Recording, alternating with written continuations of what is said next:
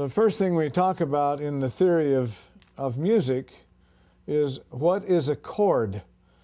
The guitar is an orchestral instrument and allows us to play at least 6 notes together at the same time. Gives us a lot of flexibility. So the question would be, what is a major chord? Major chord has a certain sound. I'll play across A major, for example. Very lovely, sweet sound. The next type of chord is a minor chord. That's made by dropping the 3rd note of the octave.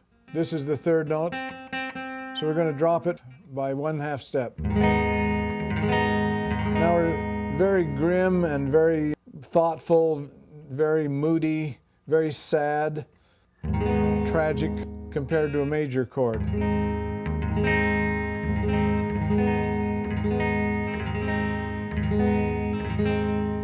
That kind of chord difference makes for the most of the divisions in the kinds of music we listen to, even though it may not be in that key, it may be somewhere else.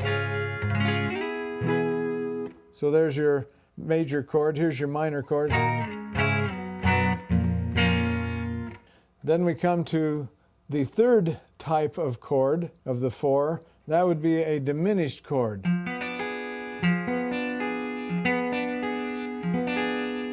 Very different sound. 4th kind of chord is augmented. Okay? So the 4 kinds of chords is what makes up music. Now I want to talk next about what is the tonic of the music. The word tonic comes from tone, and the tone of a given song will be the chord that we typically start on and typically end on, though not necessarily always the case, but that is typical. We will come back to the tonic many different times in a song, or maybe not at all until the end, but it tends to be the very basis of music. And once we have determined the tonic of the song, for example, if I do a song like Down in the Valley, which we find on page 64. Down in the valley so low.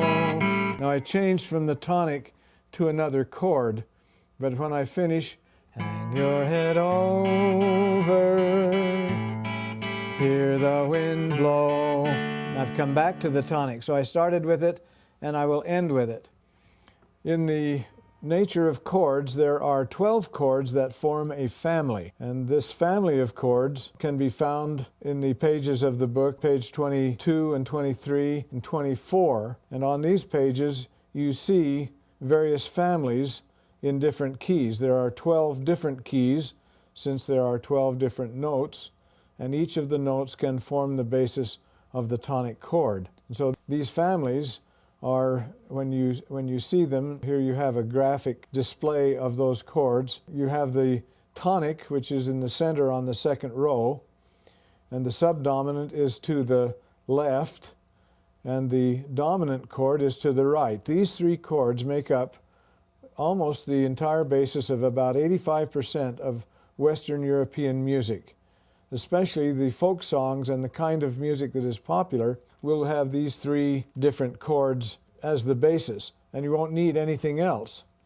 But more thoughtful music will go down into the 3rd layer, which we will call relative minors.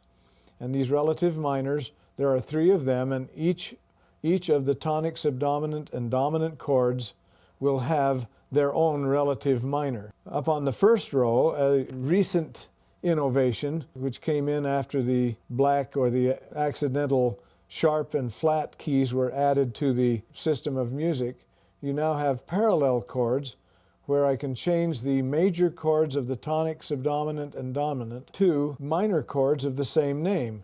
So if my tonic is A major, its parallel chord is A minor. If I play a chord's tonic like C major, its relative minor is A minor, and relative minor of A minor has a parallel chord called A major. So they all will fit together now, and this family of 12 chords will usually describe virtually every chord that is used in a given song if we can just figure out what the tonic of that song is. Then there are different ways of looking at a given chord. For example, if I play a chord like F major, I can play that down at the lower end of the strings down here, but I can also play that in another location and another location. So if I have A major, I can play it here and here. So there are 3 different locations of playing the same chord. The pattern, however, changes as I play. For example, if I were to play D major, that's what I call the second pattern. D major also has a third pattern and a first pattern. So by knowing the different pattern styles and the locations, that will help understand how the complete guitar is played. We have, if I played in D, that'd be my second pattern and third pattern, and the first pattern on the 10th fret. So the fret that I'm on is fret number 2 with this pattern. Here I'm on fret number 5 with the third pattern, and here I'm on fret number 10 for the first pattern. If I could get into the extra part of the guitar up in here, I could repeat from the first pattern to the second pattern to the third pattern, and with a cutaway guitar, that's all possible. So that has to do with the nature of patterns and their locations. There are graphs and charts in the book that will show you where the patterns are for a given chord. Then the nature of tonic, subdominant, and dominant also has a powerful way of looking at it. If, let's say I play G major here, and I wanted to find, that's the tonic of the chord. So if I have a tonic here, I move up 1, 2, 3, 4, 5, same pattern, 5 frets up from my starting point, and 2 more makes my dominant chord. So here's the tonic,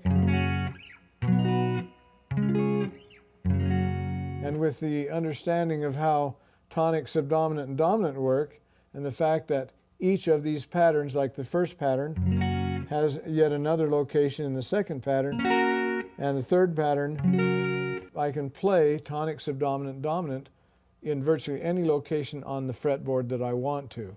May seem a little confusing to begin with, but with practice in these various tonic locations, that will all become quite simple.